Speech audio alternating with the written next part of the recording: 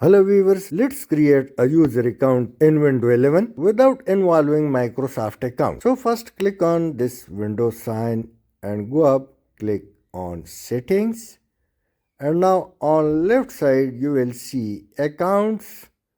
Now scroll down till you find other users, click it or open it, and when it opens, click add account. Now click on I don't have this person sign in information, click next, and now preferably type name of user account and copy it and click on add a user without Microsoft account. It will automatically go ahead or click next. Now type the name to create a user account for this PC and leave the password empty and click next. Now user account has been prepared, so if you restart your PC or press Ctrl Alt Del, so you can switch the user from admin to user, or if you click this downward arrow, so change account appear. Now I can convert the user to admin, but let me keep it on standard user and click OK. To remove other user account, click on remove button, and if multiple accounts, so select the account and click delete account and data. Click this button and the account has been removed. And in case if you restart or